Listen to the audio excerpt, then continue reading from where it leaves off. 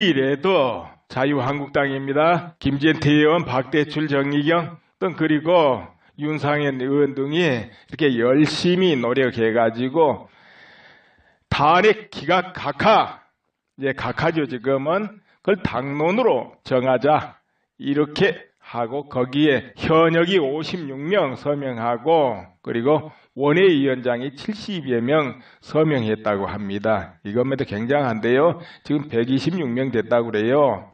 그리고도 계속 늘어날 것이다 이래요. 물론 그 정도 가지고 탄원서 이제 헌법재판소 제출해 놓겠지만은 계속 늘어날 것이다 이런 말입니다. 이제 이런 정도 이것만 해도 다 애국 시민이 열심히 활동했기 때문에 그나마도 이렇게 되는 겁니다. 물론 조금 더 빨랐으면 좋고 헌법재판소 재판은 조금 더 늦었으면 좋고 그렇겠지만은 아무튼 지금도 굉장히 좋은 거예요. 최선을 다하는 거 이런 거. 그런데 이제 이런 의미가 또 무엇을 품고 있느냐? 자유한국당이 분위기가 한쪽으로 딱 바뀌면서 다른 형태를 띌 수 있다는 거예요. 여러분 어땠어요? 그동안 자유한국당 보면 그야말로 실망하고 절망적일 때도 있었죠. 지금도 이 서명을 꺼려하는 국회의원들도 있을 것이고 그런 거 당론으로 정하지 말자 하는 사람들이 왜 없겠습니까? 그러나 이와 같은 추세가 되고 실질적으로 헌법재판소에서 각하나 기각이 이렇게 나오면 자유한국당은 바로 정화가 돼버린다는 걸 의미하는 거예요. 이 말 이해하시겠습니까? 바로 정화가 돼버리고 그에 반했던 사람은 거기서 최소한 또 당권을 잡을 수 없다. 이렇게 되는 겁니다. 그렇게 되는 겁니다. 그렇게만 해도 나중에 수많은 일에 대응할 수 있고 또 대선에서도 대응할 수 있고 이렇게 되겠죠. 자, 그리고 이제 그와 같은 상태가 정말 안 된다 하면은 당연히 애국 정당이 새로 나와야 되는 거죠. 그렇지 않습니까? 이제 그러니까 기각 각하 이런 것이 떨어지게 되면은 바른 정당도 폭풍이 몰아칠 것이고 더민주도 마찬가지고 외가 없을 것인데 아무튼 그냥 그 자세한 건 우리가 지금 말할 수도 없고 알 필요도 없고 다만 지난 4개월 동안에 있었던 그런 모든 분위기가 오히려 딱 반대로 될 것이다. 이 정도만 우리가 생각하면 되고 그럼으로써 박근혜 대통령이 흔히 말한 권위를 잃고 내임덕에 빠져서 아무것도 못하는 게 아니라 이제 진짜 일을 하게 될 거다. 이제 이 정도로 우리가 믿어놓으면 될 거예요. 그리고 김평우 변호사가 오늘도 또 열심히 움직이고 있어요. 그게 뭡니까? 박영수 인권침해 조사위원회 이런 거 지금 나오지 않습니까? 오늘 기자회견 한 것 같은데요.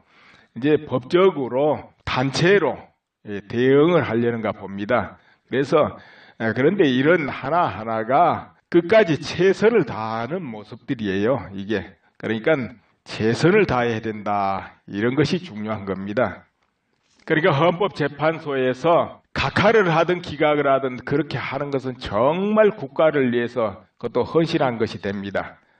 그렇게 되면은 또 다른 한쪽에서는 불만으로 나라가 혼란스럽지 않겠냐 이렇게 걱정도 하시는 분이 있겠지요. 여러분은 어떻게 생각해요? 걱정됩니까? 걱정 안 해도 될 겁니다. 지금 태극기 집회가 엄청나게 커지고 또 민심이 지금 바뀌었기 때문에 그 흔히 전화 여론조사 그거 믿을 거 없습니다. 민심이 바뀌었기 때문에 절대 시끄러질 일 없습니다. 왜냐? 수많은 애국 국민들이 반대편에서 움직일 거니까. 예전에는 시위하면 그 격렬한 시위꾼이 누구하고 다퉜습니까? 경찰하고 다퉜잖아요. 그러다 보니까 어떨 때는 명분도 생기고 그랬지만은 안 될 거예요, 그거. 그러니까 걱정 딱 놔버려도 되고 그런데 반대로 인용이 됐을 때는 정말 문제가 될 거예요. 인용이 됐을 때는 제가 그냥 언뜻 예상만 하자면은 지금 그것도 길게 이야기도 안 되는 거죠. 인용이 되면은 대대적인 그 거부 반응이 일어날 거예요. 헌법재판소 재판관들이 정말 현명한 헌법에 입각한 법대로 판단을 해야 되지 않겠냐 이렇게 생각해 봅니다. 그런데 뭔가 이유가 있어서 예를 들어서 헌법재판관들이 인용을 하려면은 내가 볼 때는 6개의 관문을 통과해야 된다 이렇게 봐집니다. 거의 쾌변이 됐든 논리를 만들어내야 된다 이거죠. 논리를 만들어내야. 그럼 6개 관문이 뭔가 볼까요? 첫째, 13개 법안을 섞어가지고 일괄 투표를 했지 않습니까? 이것이 이제 위법이다, 위헌이다. 이런 부분을 김평우 변호사나 다른 여러 법조인들이 이제 이걸 하나하나 국회의원들한테 의견을 물어가지고 3분의 2 이상 탄핵 사유가 된다 하고 이렇게 투표를 받으면 그런 걸 모아가지고 탄핵 소추장을 만들어가지고 헌법재판소에 제출을 해서 판결해달라 이렇게 해야 되는데 그게 아니었다 이거예요. 그러면은 이것이 위헌이라 한다면은 이 부분을 어떤 논리로 정당화를 해야 될 거 아닙니까? 그래야 인용을 하고 싶어도 하지요. 그래도 헌법재판소에서 근무하는 재판관들은 수십 년간 재판관으로 다 근무한 사람들입니다. 그렇기 때문에 이유 없이 판결할 수는 없다는 거죠. 그래서 이 부분을 어떻게 통과할 것이냐, 어떤 논리로. 이제 그것이 있고, 그 다음에 두 번째가 하나 있습니다. 이 13개였는데 나중에 준비서면 이런 이름으로 17개가 됐어요. 또 늘어난 겁니다. 자, 이렇게 늘어났는데 이것은 다시 재의결 받아야 된다. 이런 법조인들의 의견이 강했다 이거고 또 이 부분에 김평우 변호사도 이 부분에 대해서 지적을 한 것 같아요. 근데 물론 권성동 국회 소추위원장은 이런 말 했죠. 검찰이 공소장 바꿀 수 있듯이 상관없다 이와 같이 말을 했는데요.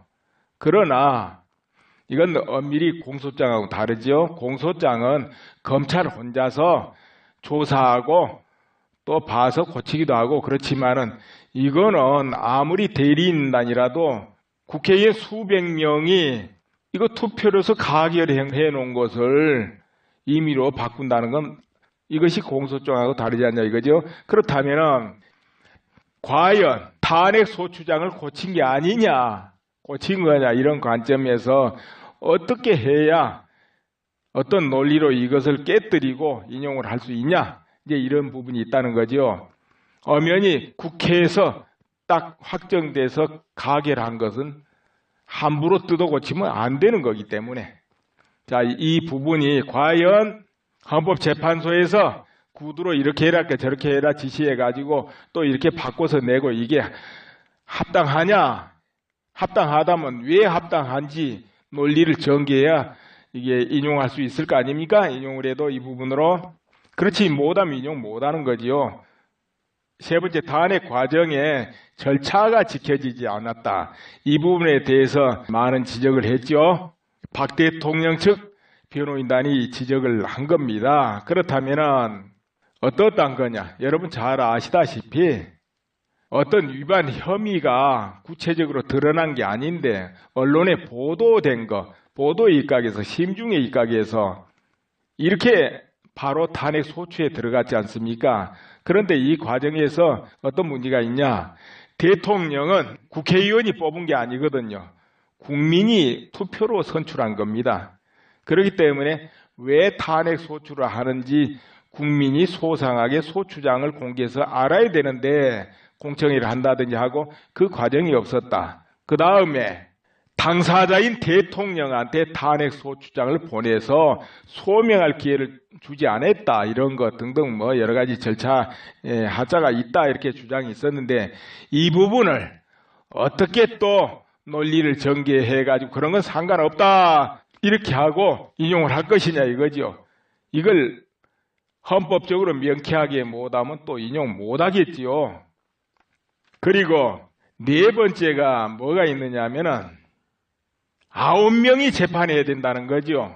심리 진행은 7명 이상이면 되지만은 이 평결은 9명이래야 된다 이 말이에요. 왜 9명이겠습니까?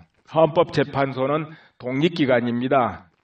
대통령이 3명 임명하고 국회에서 3명 임명하고 대법원장이 3명 임명해가지고 행정, 입법, 사법부 딱 이렇게 대표해가지고서 별도로 독립해가지고 균형 잡힌 헌법적인 판결을 해라 이렇게 해가지고 만들어 놓은 거 아니겠습니까? 그런데 여기에 결원이 생긴다면 그 균형이 깨지고 어느 한쪽은 손해볼 수 있고 법적인 보호를 못 받을 수 있다는 거죠. 그렇기 때문에 9명 아닌 상태에서 평결을 하게 되면 위헌이다 이거죠. 그런데 이것은 이미 헌재 2012 헌마2 그러니까 2012년도입니다. 그때 퇴임한 박안철 소장 그리고 이정미 권한대행, 강일원 재판관, 김희수 재판관 이들이 그건 위헌이다 이런 의견을 내고 그렇게 행동했습니다. 아무튼 그때 그런 의견을 냈는데 이런 의견을 이제 와서 이 중대한 국가 명운이 걸린 대통령을 탄핵하는 이 정도 중대한 사태에서 어떻게 뒤집고 평결에 들어가느냐 이거지요. 특히나 인용을 하려면은 어떤 논리를 전개할 것이냐 이거지요. 그것이 합당하지 못하면 인용할 방법이 없겠죠.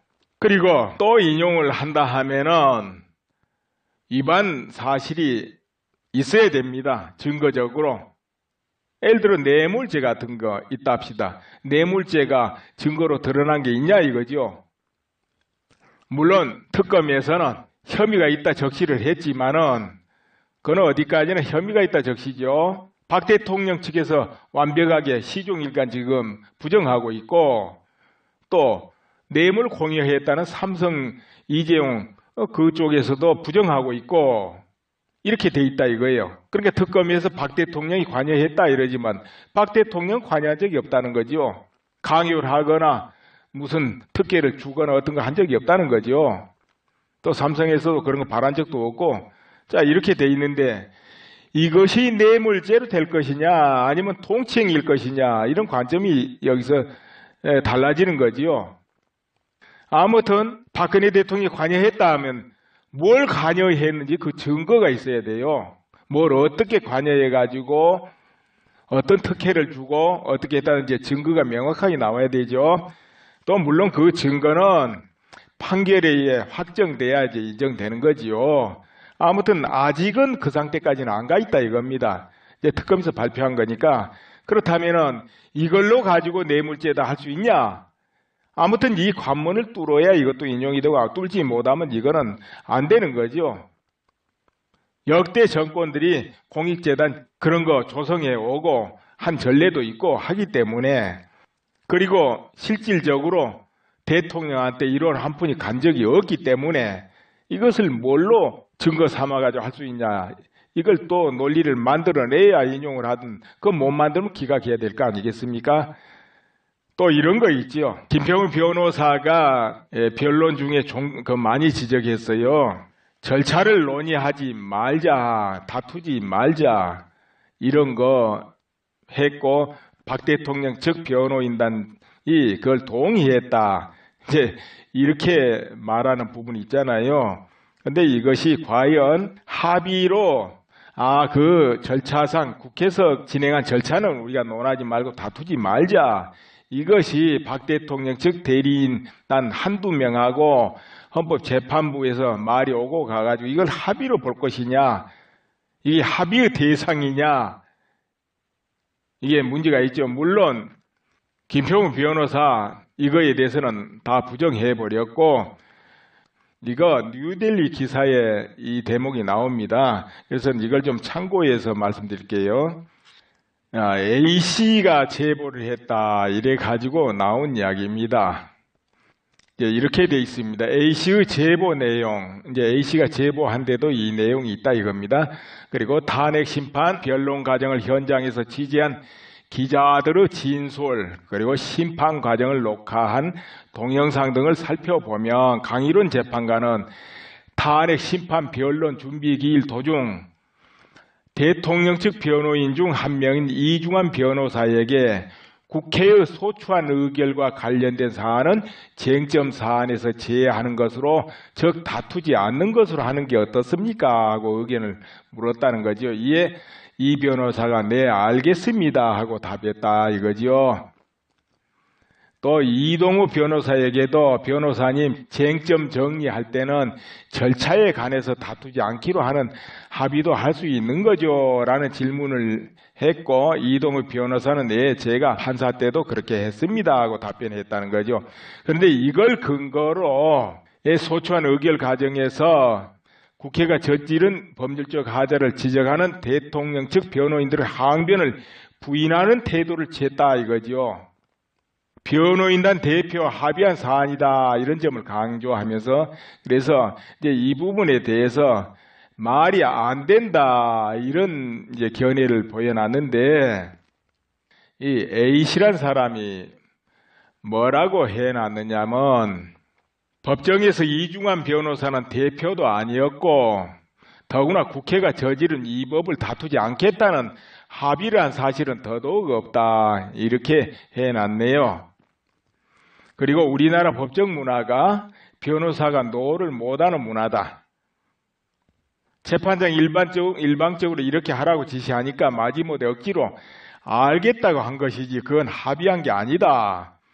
근데 지금 현재는 합의했다고 자꾸 주장한다 이렇게 A씨가 말해놨네요.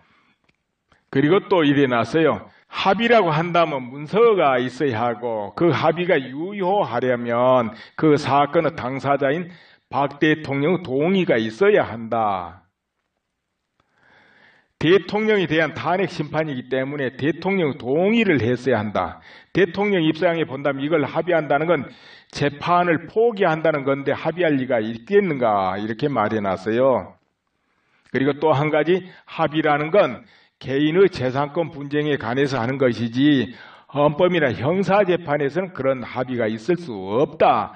헌법상의 권리는 당사자라고 해도 마음대로 포기할 수 없는 권리다.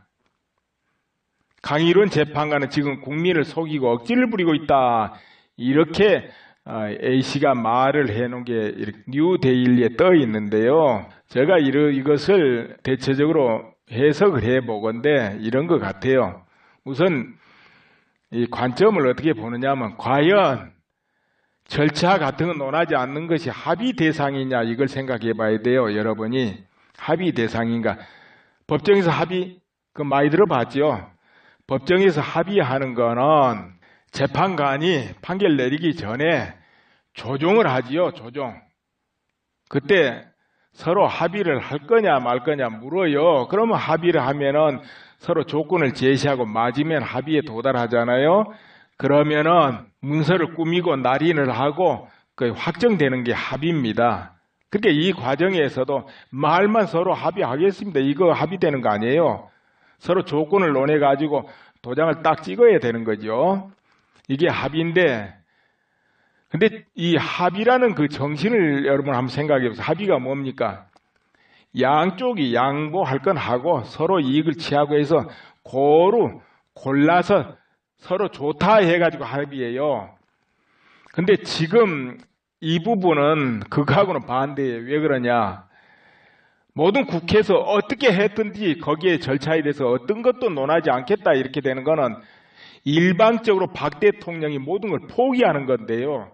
일방적으로 한쪽에서 흔히 말하면 탄핵 소추위 쪽하고 이렇게 의논해가지고 우리 이거 포기할 때에 당신은 그거 포기하시오. 서로 이렇게 양보할 거 하고 이익을 취할 거 취해가지고 합의를 한 것 같으면 모르지만 이건 그게 아니잖아요. 일방적으로 한쪽에서 모든 권리를 포기해버린 거잖아요. 이거는 합의가 아니죠.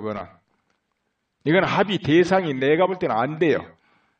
또 재판관이 그렇게 하라면 그것도 안 맞고, 재판관은 그렇게 일방적으로 한쪽을 너는 이걸 포기해라 이렇게 못하지요.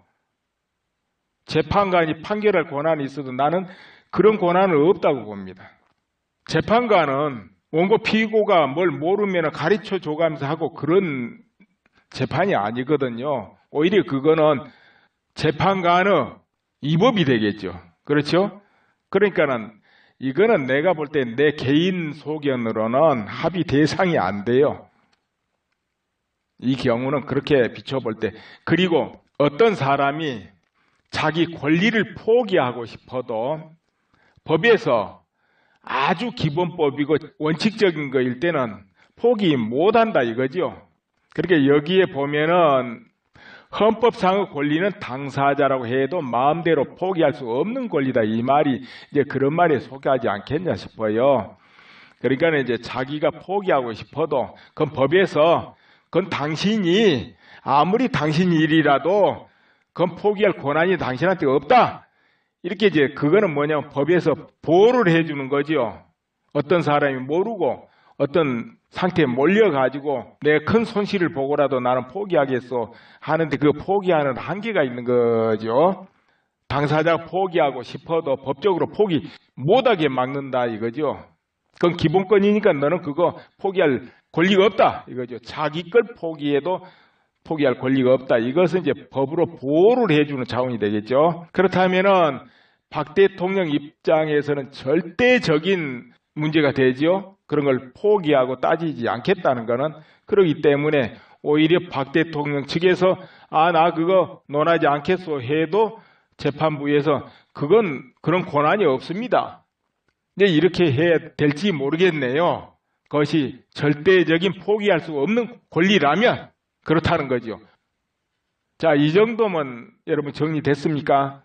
아무튼 내가 볼 때는 이건 합의할 사항은 아니더라 이런 이야기고요. 그리고 합의라는 것이 유효하려면은 양쪽이 도장 찍고 재판관이 사인해야 유효한 것이죠. 그렇죠? 근데 양쪽이 누굽니까? 그렇게 되면 이런 경우는 박 대통령한테 물어봐야죠. 대리인단이라도 대리인단이 마음대로 할 수 있는 거 있고 없는 게 있죠. 그리고 또 대리인단이 한두 명입니까? 여러 사람인데 누구 한 사람이 대답했다고 그게 합의가 되겠습니까? 자, 나도 모르지만 논리를 지금 전개해 본 거예요. 뭐든지 일단은 논리가 있어야 되니까. 여러분 듣기에 어떻습니까? 동의가 됩니까? 내가 억지 쾌변 부리는 것 같습니까? 어찌됐든 뭐 그렇거나 저렇거나 무더포로 다 무시해버리고 뭐 인용한다. 뭐 이런 사람도 뭐 나올 수도 있겠고 그래도 이유를 이리저리 만들어가지고 또 인용을 하자 이런 사람도 있을 수 있고 참 마음속에는 인용하고 싶어도 이런 것을 어떻게 합리화 못해가지고 논리가 나오지 않아가지고 할 수 없이 기각하는 사람도 있을 것이고 또 이건 애시당초 안 되겠다 해가지고 각하하는 사람도 나오고 이제 이렇게 되겠지요. 그럼 기각이란 것은 이런 여러 가지가 뭔가 한두 가지가 미흡해가지고 어떻게 할 수 없겠다 아니면 위반 사항이 또 분명치 않다 뭐 등등 하면 또 기각되는 것이죠. 인용이란 것은 사실은 인용이 쉽지 않을 것 같아요. 왜 그러냐 이 과정을 전부 돌파해가지고 애쓰해야 되기 때문에. 자, 그렇다면 이거 다 놔두고 민의로 하면 어떨까? 민의. 뭐 헌법학자? 뭐 그 사람이 그런 말 한 적 있어요. 국민이 원하면 민의니까 그것도 탄핵 사유가 된다. 그런 적이 있습니다.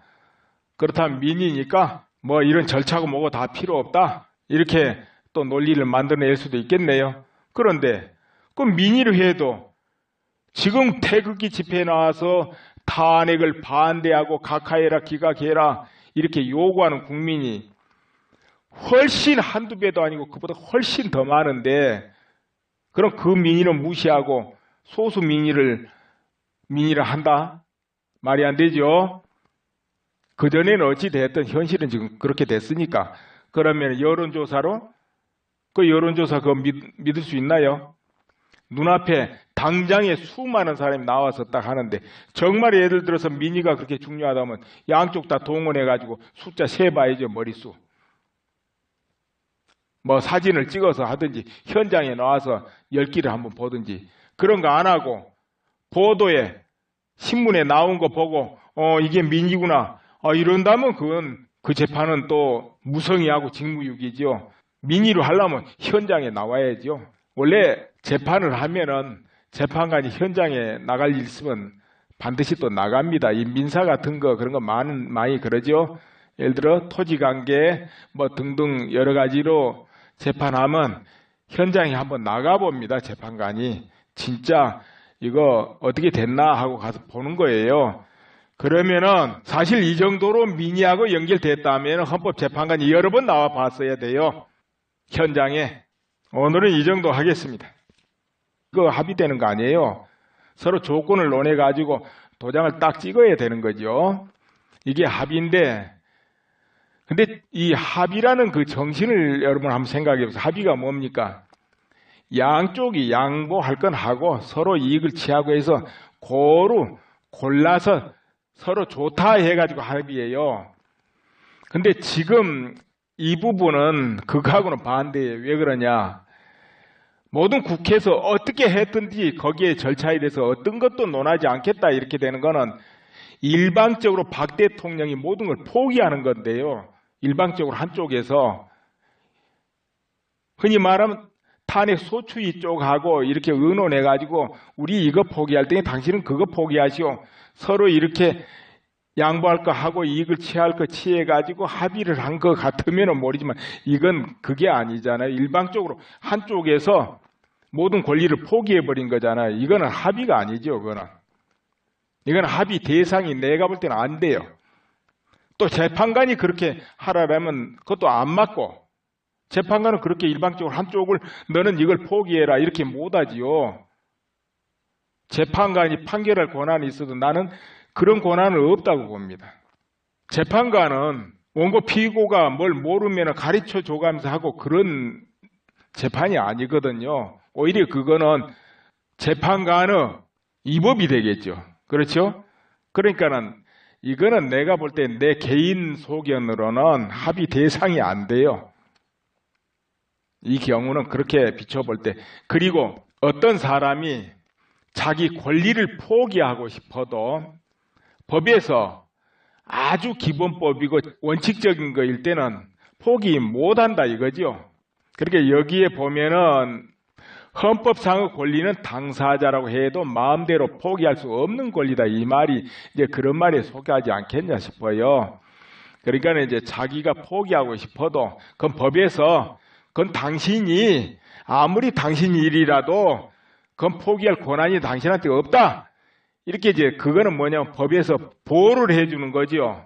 어떤 사람이 모르고 어떤 상태에 몰려가지고 내 큰 손실을 보고라도 나는 포기하겠어 하는데 그 포기하는 한계가 있는 거죠.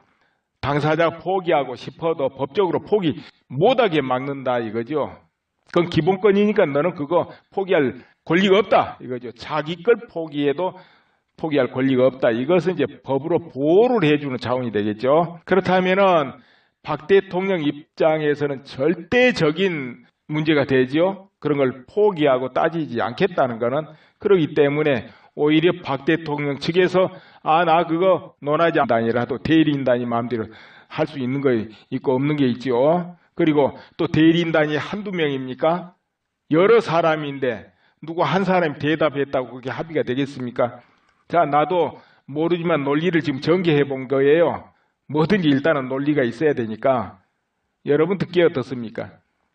동의가 됩니까? 내가 억지 쾌변 부리는 것 같습니까? 어찌됐든 뭐 그렇거나 저렇거나 무더포로 다 무시해버리고 뭐 인용한다.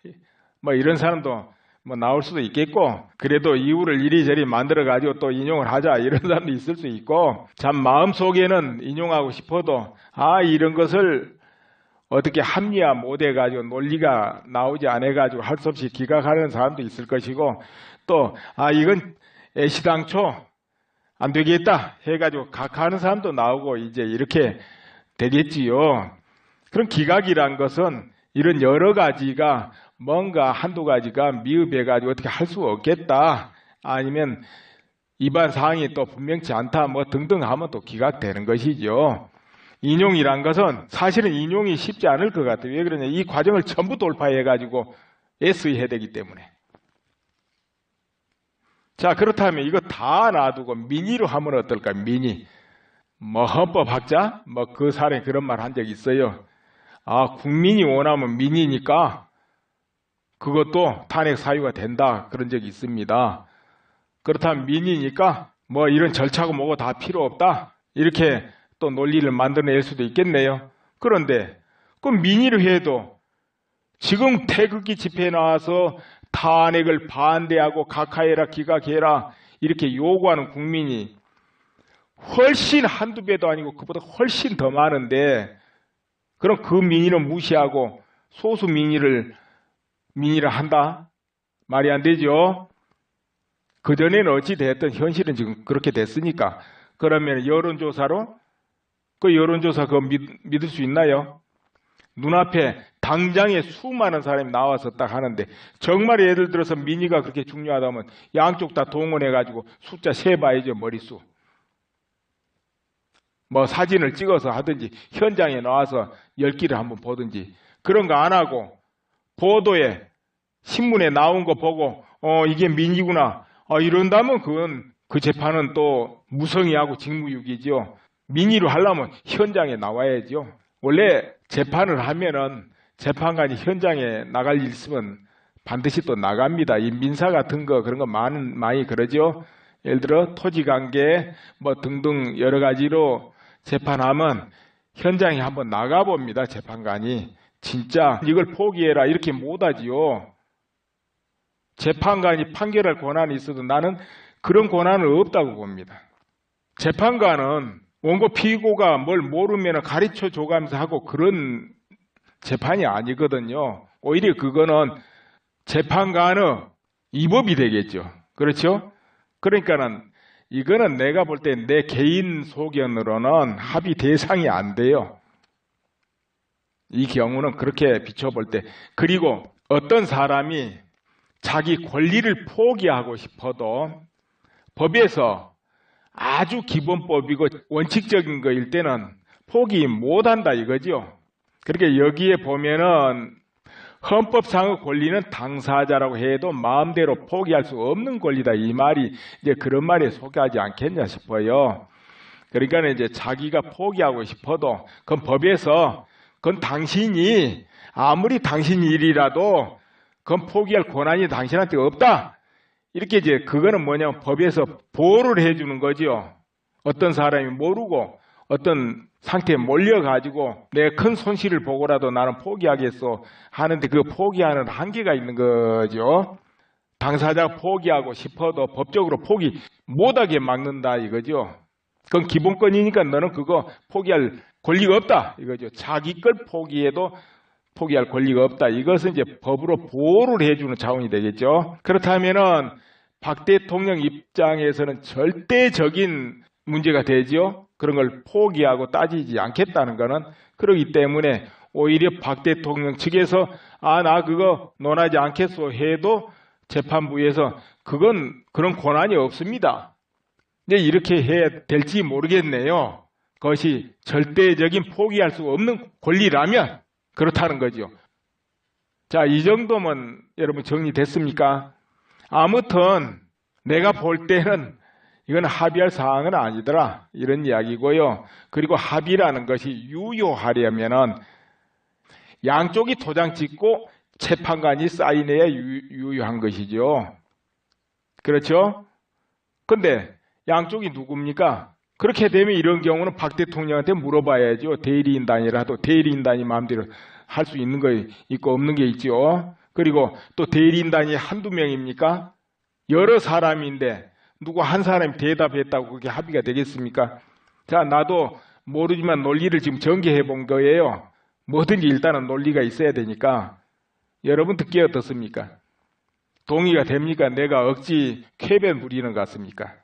어찌됐든 뭐 그렇거나 저렇거나 무더포로 다 무시해버리고 뭐 인용한다. 뭐 이런 사람장이 70여 명 서명했다고 합니다. 이것만도 굉장한데요. 지금 126명 됐다고 그래요. 그리고도 계속 늘어날 것이다 이래요. 물론 그 정도 가지고 탄원서 이제 헌법재판소 제출해 놓겠지만은 계속 늘어날 것이다 이런 말입니다. 이제 이런 정도 이것만 해도 다 애국 시민이 열심히 활동했기 때문에 그나마도 이렇게 되는 겁니다. 물론 조금 더 빨랐으면 좋고 헌법재판소 재판은 조금 더 늦었으면 좋고 그렇겠지만은 아무튼 지금도 굉장히 좋은 거예요. 최선을 다하는 거, 이런 거. 그런데 이제 이런 의미가 또 무엇을 품고 있느냐? 자유한국당이 분위기가 한쪽으로 딱 바뀌면서 다른 형태를 띨 수 있다는 거예요. 여러분 어땠어요? 그동안 자유한국당 보면 그야말로 실망하고 절망적일 때도 있었죠. 지금도 이 서명을 꺼려하는 국회의원들도 있을 것이고, 그런 거 당론으로 정하지 말자 하는 사람들이 왜 없겠습니까? 그러나 이와 같은 추세가 되고 실질적으로 헌법재판소에서 각하나 기각이 이렇게 나오면 자유한국당은 바로 정화가 돼버린다는 걸 의미하는 거예요. 이 말 이해하시겠습니까? 바로 정화가 돼버리고 그에 반했던 사람은 거기서 최소한 또 당권을 잡을 수 없다. 이렇게 되는 겁니다. 그렇게 되는 겁니다. 그렇게만 해도 나중에 수많은 일에 대응할 수 있고 또 대선에서도 대응할 수 있고 이렇게 되겠죠. 자, 그리고 이제 그와 같은 상태가 정말 안 된다 하면은 당연히 애국 정당이 새로 나와야 되는 거죠. 그렇지 않습니까?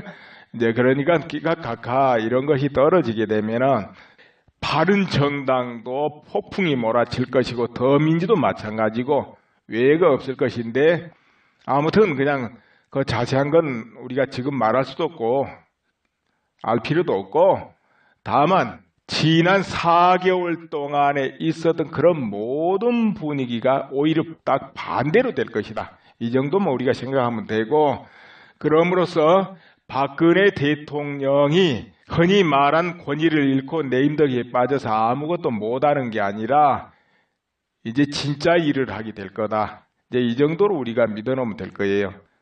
그리고 김평우 변호사가 오늘도 또 열심히 움직이고 있어요. 그게 뭡니까? 박영수 인권침해 조사위원회 이런 거 지금 나오지 않습니까? 오늘 기자회견 한 것 같은데요. 이제 법적으로 단체로나 무슨 특혜를 주거나 어떤 거 한 적이 없다는 거죠.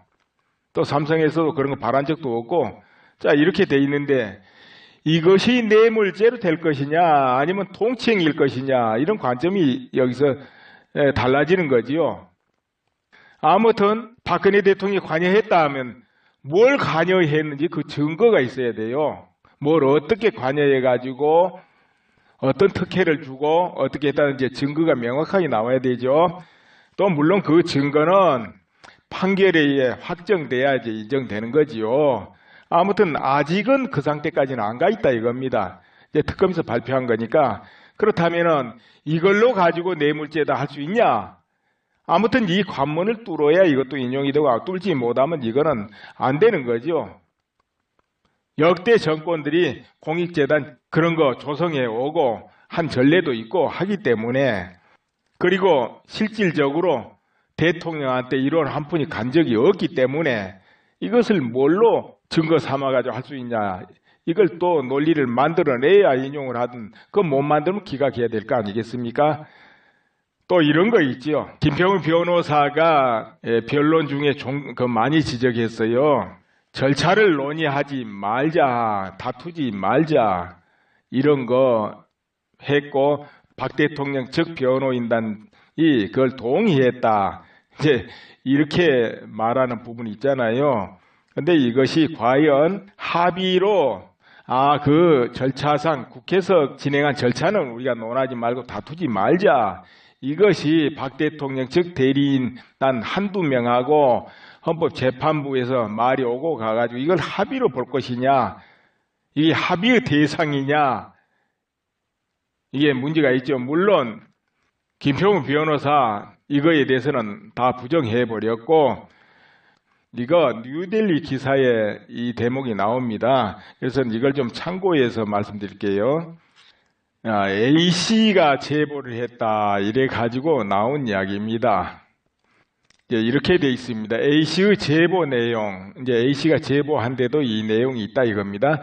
그리고 탄핵 심판 변론 과정을 현장에서 지지한 기자들의 진술, 그리고 심판 과정을 녹화한 동영상 등을 살펴보면 강일원 재판관은 탄핵 심판 변론 준비 기일 도중 대통령 측 변호인 중 한 명인 이중환 변호사에게 국회의 소추한 의결과 관련된 사안은 쟁점 사안에서 제외하는 것으로, 즉 다투지 않는 것으로 하는 게 어떻습니까? 하고 의견을 물었다는 거죠. 이에 이 변호사가 네 알겠습니다 하고 답했다 이거죠. 또 이로 좋다 해가지고 합의해요. 근데 지금 이 부분은 그거하고는 반대예요. 왜 그러냐? 모든 국회에서 어떻게 했든지 거기에 절차에 대해서 어떤 것도 논하지 않겠다 이렇게 되는 거는 일방적으로 박 대통령이 모든 걸 포기하는 건데요. 일방적으로 한쪽에서 흔히 말하면 탄핵 소추위 쪽하고 이렇게 의논해가지고 우리 이거 포기할 때니 당신은 그거 포기하시오. 서로 이렇게 양보할 거 하고 이익을 취할 거 취해가지고 합의를 한 것 같으면 모르지만 이건 그게 아니잖아요. 일방적으로 한쪽에서 모든 권리를 포기해버린 거잖아요. 이거는 합의가 아니죠. 이거는 합의 대상이 내가 볼 때는 안 돼요. 또 재판관이 그렇게 하라면 그것도 안 맞고, 재판관은 그렇게 일방적으로 한쪽을 너는 이걸 포기해라 이렇게 못하지요. 재판관이 판결할 권한이 있어도 나는 그런 권한은 없다고 봅니다. 재판관은 원고 피고가 뭘 모르면 가르쳐 줘가면서 하고 그런 재판이 아니거든요. 오히려 그거는 재판관의 위법이 되겠죠. 그렇죠? 그러니까는 이거는 내가 볼 때 내 개인 소견으로는 합의 대상이 안 돼요. 이 경우는 그렇게 비춰볼 때. 그리고 어떤 사람이 자기 권리를 포기하고 싶어도 법에서 아주 기본법이고 원칙적인 거일 때는 포기 못한다 이거죠.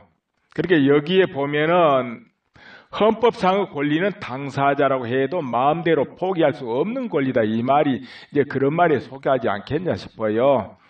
그러니까 이제 자기가 포기하고 싶어도 그건 법에서 그건 당신이 아무리 당신 일이라도 그건 포기할 권한이 당신한테 없다. 이렇게 이제 그거는 뭐냐면 법에서 보호를 해주는 거죠. 어떤 사람이 모르고 어떤 상태에 몰려가지고 내가 큰 손실을 보고라도 나는 포기하겠어 하는데 그 포기하는 한계가 있는 거죠. 당사자가 포기하고 싶어도 법적으로 포기 못하게 막는다 이거죠.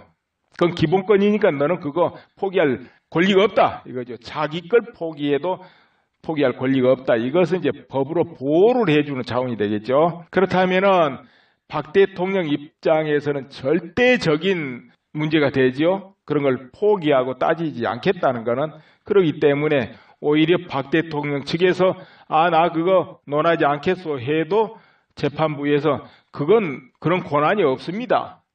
이제 이렇게 해야 될지 모르겠네요. 그것이 절대적인 포기할 수 없는 권리라면 그렇다는 거죠. 자, 이 정도면 여러분 정리됐습니까? 아무튼 내가 볼 때는